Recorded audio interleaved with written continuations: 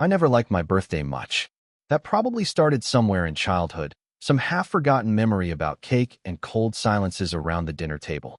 But ever since I met Alina, she made a point to celebrate it like it mattered. Streamers taped to the hallway, notes on the bathroom mirror, cake from that overpriced French bakery. She knew how to make ordinary days feel like moments worth remembering. Maybe that's why this year felt so wrong from the start. It was a Friday, September 9th. I remember it because that morning, as I shaved, I saw the calendar above our coffee machine and the little gold star she'd drawn on today's date. Happy birthday, Nate. The words were still fresh, the marker bright.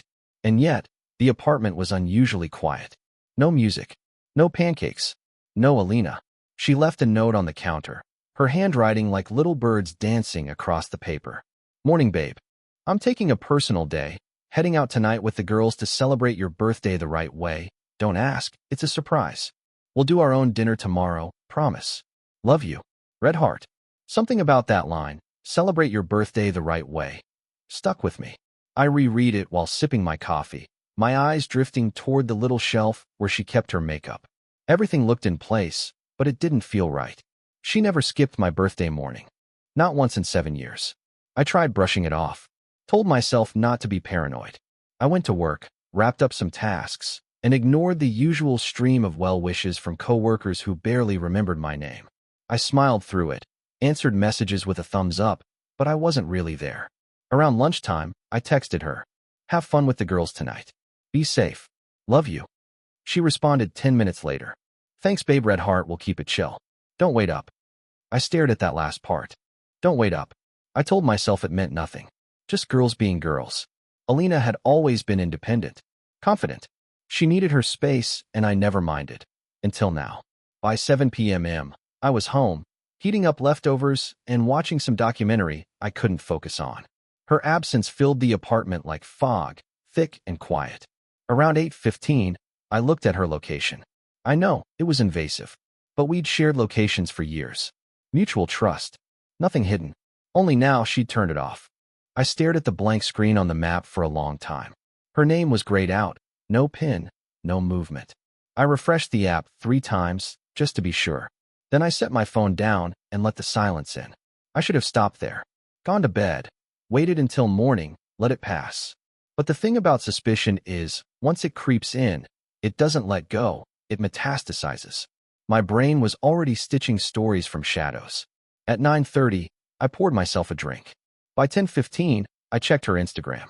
Nothing. Not a single story. Not even from her friends. And she had loud friends. The kind that document every wine glass, every toast, every sparkler on every dessert. But tonight, digital silence. At 11 o'clock, I texted her again. Hope everything's okay. Just checking in. No reply.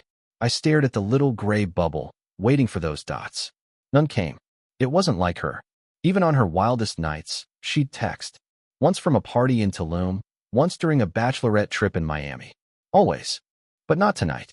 I sat in that quiet apartment, listening to the clock tick, the ice in my glass melting slowly. By midnight, I opened our shared laptop. I don't know what I was looking for. Emails? Receipts? A clue. Something to tell me I was overthinking, being irrational. That she really was just out with the girls. Instead, I found something else. A hotel confirmation email. Booked 2 days ago under her personal Gmail account. 1 room. West Elm Suites, room 509. The reservation said, check-in, September 9th, check-out, September 10th. No mention of guests. But it was enough. My heart thudded in my chest as I Googled the address. It was downtown, not far from where she claimed she'd be meeting friends. A boutique hotel. The kind of place with fancy soaps and soft lighting. Romantic. Intimate. Not the kind of place you go with a group of girls. The worst part? I'd never been there with her. I sat frozen for a long time, the laptop still open, the screen casting a cold blue light over the room. My body wanted to move, to do something, anything. My mind screamed for proof. The truth. Clarity. Even if it hurt. So I did the one thing I knew I'd regret. I got in the car. I told myself I'd just drive by. Nothing more. Just see if her car was there. That would be enough. But we both know that was a lie. The streets were slick from a light drizzle, traffic lights blinking yellow at deserted intersections. Downtown was quiet, the Friday night crowd either home or tucked away in rooftop bars. I pulled up 2 blocks from the West Elm and parked on the street, heart pounding in my ears. And then I saw it. Her car, parked in the lot behind the hotel. I stared at it for what felt like hours, until my legs moved on their own. I walked across the lot, heart hammering, palms clammy. I didn't have a plan. Not really. Inside, the lobby was dim, quiet, wrapped in the scent of eucalyptus and leather. A young woman at the front desk looked up, smiled. I gave her my most convincing smile back and said, "Hi. Sorry, my wife left her phone in our room. She's in 509. Can you ring her for me?" The receptionist hesitated. "Can I see your ID?" I handed her my driver's license. She looked at it, then back at me. One moment. She picked up the phone, dialed, and waited. "Hi, Miss Castillo?" "Yes, your husband is here at the front desk. He says you left your phone." "Yes. Yes, of course." She hung up. She said she'll come down. The wait felt eternal. My fingers tapped the counter, my breath shallow. I imagined the elevator doors opening. Her face registering surprise. Maybe guilt. Maybe shame. But I didn't expect what I saw. The elevator chimed. And out stepped Alina. Not alone. A man stood beside her. Tall. Olive skin. Confident. The kind of man who knew he belonged everywhere. His hand grazed the small of her back. Protective. Intimate. She saw me and froze. For a second, we just stood there, 3 people in the lobby, the silence between us deafening. I opened my mouth to speak, but nothing came out. I didn't yell. I didn't move. I didn't even blink. She was the first to break eye contact, stepping back as if I were something feral. He stayed close, one hand still resting on her hip, fingers splayed like a claim. I think I registered that before I processed the rest, the territorial casualness of his touch, the ease with which he placed himself between us like this was all routine. My breath caught somewhere between fury and disbelief. Alina stepped forward slowly, mouth parted, her eyes searching my face for something. Understanding, mercy, a way out. "Nate, what are you doing here?" Her voice was soft, careful, the kind you use with someone on a ledge. I looked past her at him. He wasn't trying to hide. In fact, he gave a polite nod, like this was some awkward business meeting and I'd just walked in 5 minutes early. I turned back to her. "You said you were out with friends." She flinched. It was slight, but I saw it. Nate, let's talk somewhere else, okay?" "No," I said. My voice was quiet, but solid. "We're talking now." The lobby air grew heavier with every second. The receptionist was suddenly nowhere to be found. A soft jazz track played overhead, smooth, dissonant, entirely out of place. "I didn't mean to," she started, but stopped herself. This wasn't planned. She wasn't wearing the outfit she left in. The soft pink sweater was gone, replaced by something darker, low-cut. I hadn't seen that dress before. It clung to her like a second skin. Her hair was tousled in a way that wasn't accidental.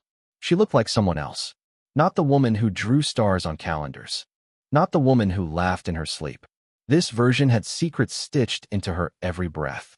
"I was going to tell you," she whispered. "When? After checkout?" He stepped forward then, maybe thinking she needed support, maybe just tired of being a prop. "Hey man," he said calmly. "Maybe we can all." I looked at him, slow and deliberate. "Don't." He held up both hands. "Just saying, it doesn't have to be a scene." A scene. That's what I was now, a potential disruption. A walking threat to their comfort. I turned back to Alina. "Who is he?" She hesitated. "It doesn't matter." It didn't matter. That sentence cracked something in me. Not loud, not visible, but deep. Like a fault line shifting beneath the surface. I nodded once, more to myself than to her. Then I turned and walked out. The drive home was a blur. I don't remember traffic, don't remember the lights. Only the sound of my own heartbeat, loud in my ears like a metronome gone wild. The windshield blurred at the corners. My hands gripped the wheel too tight. I parked crooked in the driveway and sat there, staring at the front door like it belonged to someone else. I'd always thought if something like this happened, I'd scream. Break something. But the quiet was worse. The numbness. Like grief arriving early, uninvited, and too polite to announce itself. Inside, our apartment felt colder. Emptier. I stood in the hallway for a long time, looking at the framed photos. Our wedding day in Tulum. The silly selfie from our 3rd anniversary. That random afternoon at the lake where she wore that ridiculous sun hat, and I said she looked like an off-duty beekeeper. All eyes now. Snapshots of a life she'd already started stepping out of. I poured a drink. Didn't even bother with ice. Her laptop sat open on the desk, logged in. I shouldn't have looked, but I did. The hotel reservation had been deleted, already scrubbed. But the browser history showed it clearly. 2 weeks ago, she'd searched best hotels for romantic weekend NYC. No mention of birthdays. No mention of girlfriends. I opened her email. At first, nothing. Then I saw the archived messages. One thread stood out. Dozens of emails with no subject line. The sender was just initials. RD. I clicked. Each message was short, teasing, cryptic, but layered with a kind of intimacy that stabbed through the screen. Counting down to Friday. That dress you picked, still thinking about it. Hotel is booked. I want to see you smile when you open the door. If he finds out, what will you say? And the worst one, I wish you could be mine every night. My stomach turned. I closed the laptop too hard. It made a hollow thunk on the desk. I stared at the dark screen, waiting for something, a feeling, a tear, a scream. Nothing came. Just the quiet again. At 2:17 a.m., the door clicked. I didn't move. Alina stepped in, her heels muffled on the carpet. She paused when she saw me in the dark, still sitting on the couch, the drink untouched beside me. She didn't speak right away. I didn't look at her. You're still up, she said softly. I stayed silent. She walked in, dropped her keys into the bowl by the door, and stood in the same spot for what felt like minutes. I'm sorry, she whispered. I should have told you. I didn't mean to hurt you. I turned to look at her. You didn't mean to hurt me, I said flatly. You just wanted to cheat quietly. She swallowed hard. Her eyes were red, makeup smudged. It was just one night. I almost laughed. Almost. That makes it better? No, she said, barely audible. It just happened. No, I said. That's the thing. It didn't just happen. You planned it. You picked the dress. You booked the room. You lied to my face. I stood. My legs felt unsteady. Why him? She looked away. I don't know. That was the worst part. The indifference. Like it didn't matter if it was this man or another. Like she just needed someone, anyone, who wasn't me. I'll sleep on the couch, she said. You should leave, I replied. Tonight. She flinched, then nodded. I didn't watch her pack. Didn't follow her to the door. But as it clicked shut behind her, I felt a rush of air leave my lungs, like I'd been holding my breath for weeks without knowing. The apartment felt still again, but not quiet. This time, it echoed with something new, the beginning of a storm. I didn't sleep. That night stretched endlessly, thick with the weight of too much clarity. The kind of clarity that doesn't settle, that doesn't soothe, it burns. My eyes stung, but my body wouldn't shut down. I just laid there on the couch, staring at the ceiling, my mind unraveling like a tightly coiled spring finally let loose. In the morning, the silence was different. It wasn't peaceful anymore. It was hollow. Alina's closet door was half open. Her perfume lingered in the air, a ghost wearing Chanel. I stood in our bedroom, looking at the empty side of the bed. The sheets were still rumpled, as if her body hadn't quite left yet. I wanted to burn the whole bed, or crawl into it and disappear. Instead, I did something worse. I started gathering every piece of her. Not emotionally, physically. I pulled a large storage bin from the closet. Not the angry, reckless sort of packing you see in movies. This was methodical, mechanical. Her belongings went in neatly, folded, stacked, zipped. Dresses she'd worn to family weddings. The worn sweater she used to borrow from me on rainy days. Her favorite books with folded corners and coffee stains. It all went in. By the time the sun fully rose, I was surrounded by piles of her. Her life with me, condensed into boxes. Her absence was now tangible.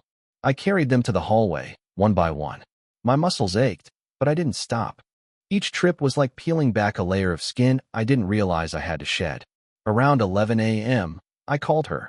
She didn't answer. I sent a message instead. Your things are packed. Come get them when you're ready. Let me know if you need help carrying anything. That's all. She replied 6 minutes later. I understand. I'll come by this evening when you're not home. That suited me just fine. I left before she arrived. Walked for hours, no destination in mind. Through the park where we used to picnic, past the cafe where we first said, I love you. Even along the river where she once told me she wanted children. Funny how a city can turn on you like that. places once soaked in joy now curdled by memory. I ended up at a bar. One of those dim, timeless places where the wood is darker than the lighting and the air smells like old stories. I didn't drink to forget. I drank to remember, to carve the details so deep that they couldn't be rewritten. I remembered the first time I saw her cry, not the sad kind, but the overwhelmed kind. We were on a train to visit her mother. She forgot her book and ended up watching a video on her phone. Something about animals being rescued. I looked over and saw her wiping her cheeks, smiling through the tears. That was the moment I realized I loved her. Now, I didn't even know who I had loved. Back home that evening, her car was already gone. The boxes too. A faint trace of her perfume still hung near the door, but that could have been my imagination. I almost expected her to have left a note. She didn't. Not even a final goodbye. But the apartment felt cleaner. Emptier, yes, but lighter somehow. Still, I couldn't stop thinking about him. That smug nod. That casual touch on her back. The quiet assumption that he could just walk through my life and claim whatever he pleased. I needed a name. So I did what I hadn't done before. I logged into her email again. The thread with our D was still there. But now, I was searching for specifics. I found an old confirmation from a restaurant. A reservation made under Ray Delacroix. A name that sounded like it belonged to someone who thought he was more interesting than he actually was. I opened a new tab, typed it in. Not many Delacroix in our city. Only one Ray. Real estate agent. Luxury homes. Glowing reviews. The kind of guy with veneers and business cards made of steel. Every photo was the same. Tan skin, perfect teeth. A suit that cost more than my monthly rent in college. A face I wanted to punch. I clicked through his portfolio, looking for clues, until I saw something that made my stomach twist. A listing from 3 months ago, a townhouse on Hawthorne Avenue. Staged and photographed by Alina. I stared at the caption, styled to perfection by A. Castillo Interiors. It clicked. She'd worked with him. It wasn't some random encounter. It wasn't chance. She'd worked on his listings for months. Their paths had overlapped more than once. Meetings, texts, feedback emails. I found one in her drafts, never sent. Let me know if you still want to see the fabric swatches tonight. I'll swing by after 8. Winky face. A time. A wink. That was 3 weeks ago. I felt sick. She hadn't stumbled. She'd planned. I could see it all now. The project emails, the invitations to drinks after showings, the shared creative vision turned intimate. It all blurred into the image of her stepping out of that elevator, beside him, wearing a dress she didn't wear for me. That's when the anger finally bloomed. Not loud, not violent, but cold. A revenge kind of cold. I didn't confront her again. I didn't need to. Instead, I went to work. Quietly. Deliberately. My friend Marcus ran a marketing agency, and he owed me a favor. I told him I needed something. A little project, just for me. Nothing legal would be broken, I promised. Just a message. A truth, delivered wide and loud. We designed it together. A sleek, professional-looking email blast. To Ray's client list. His newsletter subscribers. Even his real estate colleagues. Subject line. Behind every beautiful home. Body is a secret. Meet the man who sells luxury by day and steals marriages by night. And then, the photo. A candid snapshot of Ray and Alina, arms around each other, walking into the West Elm lobby. Caught on camera. Clear as crystal. I'd requested the footage using my tech background and a few clever calls. Security guards are surprisingly cooperative when they think you're from a local news station doing a story on hotel safety. We attached the image. No commentary. No venom. Just facts. And at the bottom, think twice before you trust him with your home or your wife. We set it to launch the following morning, 8 a.m. sharp. Marcus warned me it could backfire. I told him it was worth it. I wasn't trying to save face. I wanted it scorched. The next morning, I woke to 143 notifications.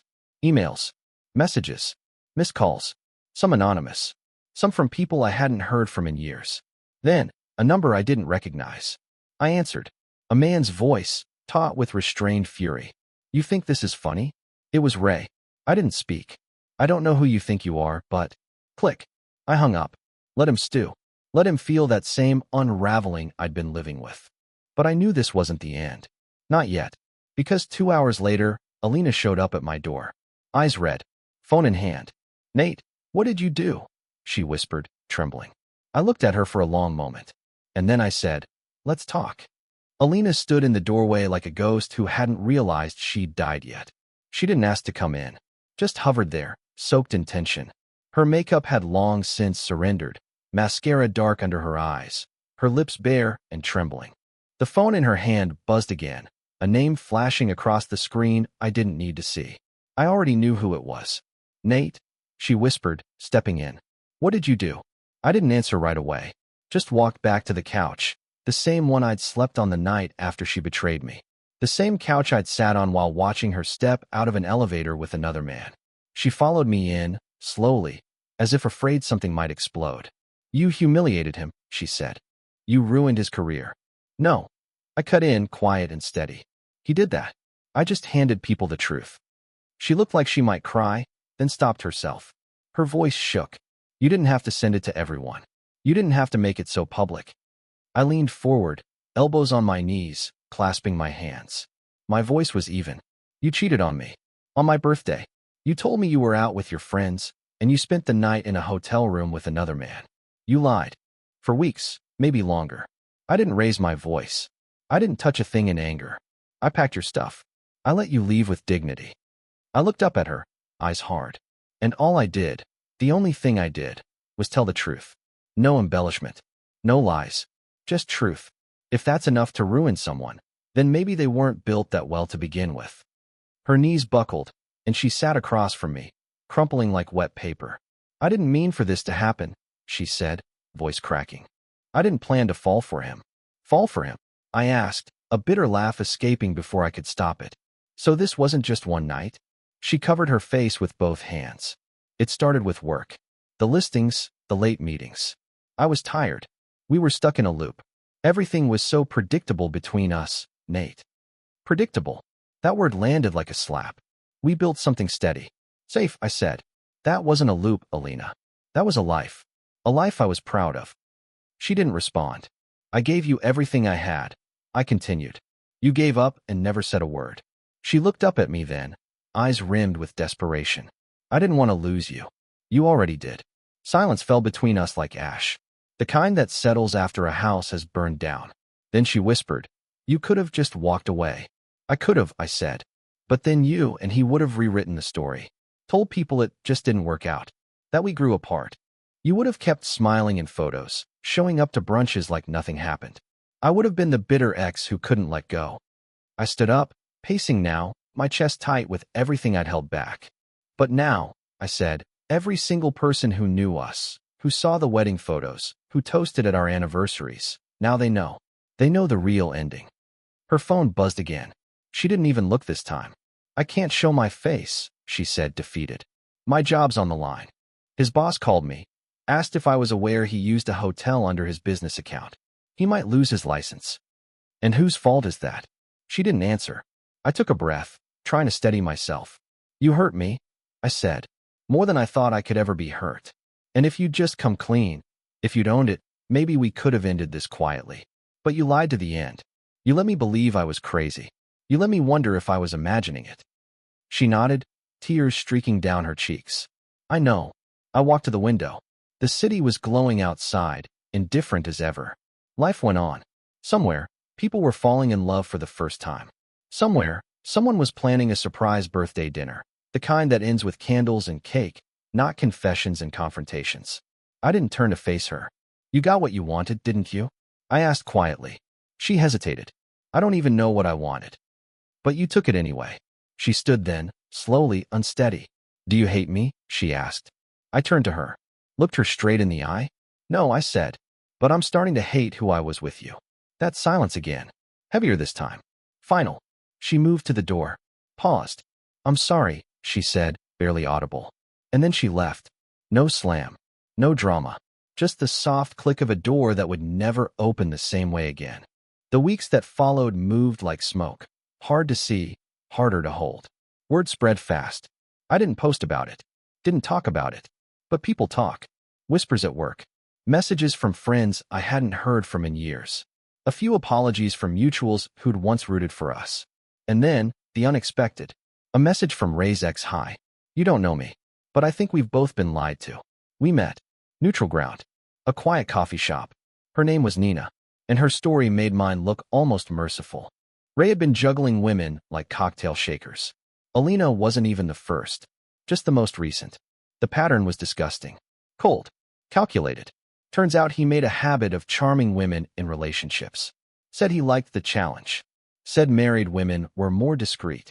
She showed me screenshots, voice messages, a spreadsheet on her phone. I felt sick. All this time, I'd thought Alina was swept up in some great forbidden passion. Turns out, she was just another dot on his timeline. I should have felt vindicated. Instead, I felt hollow. By mid-October, the fallout was complete. She'd left the firm she styled for.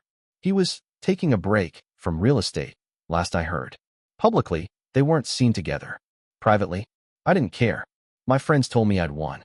That the email blast was epic. That I'd gotten my revenge. But revenge isn't as satisfying as people think. It doesn't heal. It doesn't fix the nights you wake up reaching for someone who isn't there. It doesn't undo 7 years of memories. It doesn't make you whole. But sometimes, it's the only way to end something properly. On a Thursday morning, just as the weather turned cold, I got a package. No return address. Inside was a small envelope. A birthday card. Late, but unmistakably her handwriting. It read, "I don't expect forgiveness. I just wanted you to know. I remember the man who taught me how to love properly. I'll regret what I did for the rest of my life." No name, just a date. September 9th. And beneath it, the line, "Happy birthday." And that's where I should have left it. But I didn't. Because a week later, someone knocked on my door. Not Alina. Not Ray. Someone else entirely. Someone holding a flash drive.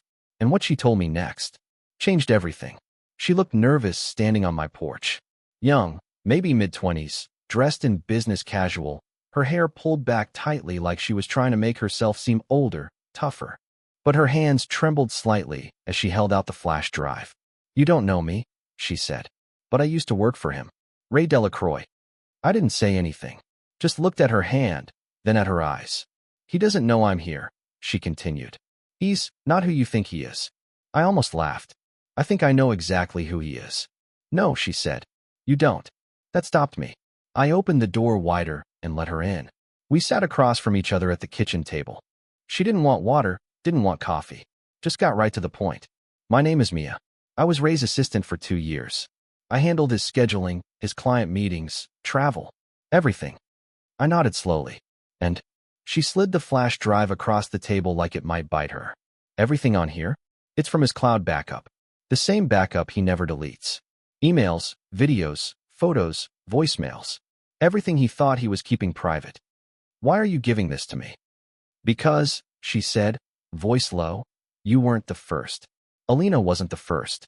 And Ray? He collects women. Especially married ones. He records them. Brags about them. Sometimes without them knowing." My stomach turned. "Are you saying he recorded her?" "I'm saying," she replied carefully, "he records all of them. Every encounter. Every message. He kept them like trophies." I didn't touch the drive. "Why now?" I asked. She looked down at her hands. "Because I was one of them too." A long silence settled over the kitchen. "I didn't know about the others at first," she said. "But then I found a folder named Returns. And inside were dozens of subfolders. Labeled with dates. First names. Sometimes just nicknames. It made me sick. Why not go to the police? He never broke the law. Not technically. They were adults. No proof of coercion. And the recordings? Some were legal, some not. But no one's going to press charges. They'd have to admit what they did. Most of them are married. Professionals. Mothers." I felt something cold and electric crawl up my spine. She slid a small business card across the table next. Just a name and a private email address. "If you want to take this further," she said, "I'll testify. But I needed someone else to know. Someone who deserved to know." I picked up the flash drive. It was light. Too light to carry something so heavy. She stood to leave. "Thank you," I said quietly. She nodded once. "Be careful. He doesn't handle exposure well." Then she left. I didn't open the flash drive right away. I stared at it for an hour, maybe more. Poured a drink. Sat outside on the balcony. Thought about everything. The pain. The betrayal. The silence that followed. When I finally plugged it into my laptop, I didn't know what I was looking for. But I found it. Folder after folder. Labeled with names I didn't recognize. Then one labeled AC. Inside, videos, emails, audio recordings. I couldn't watch them. Not all of them. But I watched enough. Enough to understand that Alina hadn't just cheated. She'd been groomed. Played. He'd studied her. Asked about me. About our relationship. About my flaws, my routines. He'd used our life like a playbook, strategizing every move. He was meticulous. Charming. Vile. But worst of all, she let him. She laughed in those recordings. She whispered things to him in the dark. She sent him pictures I'd never seen. Wore things I'd never touched. And yet, I saw the cracks. Moments when she hesitated. When her eyes darted away. When her laughter sounded strained. Maybe it was guilt. Maybe it was shame. Or maybe it was the moment she realized she wasn't the only one. I didn't confront her. I didn't need to. Instead, I called a lawyer. Two, actually. One for divorce. One for defamation protection, in case Ray tried to retaliate. I also sent an encrypted copy of the flash drive to a journalist I trusted. Someone who specialized in tech privacy and manipulation cases. I told her I had a story. One that would expose a predator hiding behind property listings and power suits. She called me the next morning. "This is explosive," she said. "We'll need corroboration." "I've got it," I said. "And you'll have it too." She asked if I wanted anonymity. "No," I said. "I want him to know who opened the door." The article went live 3 weeks later. It didn't name Alina. Didn't need to. It named Ray. Detailed his tactics. His system. Included quotes from 3 other women who came forward, Mia among them. The fallout was immediate. His license was suspended. Investigations opened. The company he worked for issued a public apology and severed ties. One of the victims filed a civil suit. The story made national rounds for 2 days, buried eventually by politics and war and celebrity drama. But it stayed in the lives of those who mattered. And that was enough. Alina called once. I didn't answer. She left a voicemail. I read the article. I didn't know. Not about the others. I thought I was special. I thought he loved me. Her voice cracked. "I'm so sorry. For everything." She didn't call again. Months passed. I moved to a different apartment. Smaller, quieter, closer to work. I stopped waking up reaching for someone who wasn't there. Stopped flinching when I heard the chime of an elevator. My birthday came around again. September 9th. No stars on calendars this time. But I still bought myself a cake. I lit one candle. And when I blew it out, I didn't wish for her to come back. I wished for peace. And that wish came true.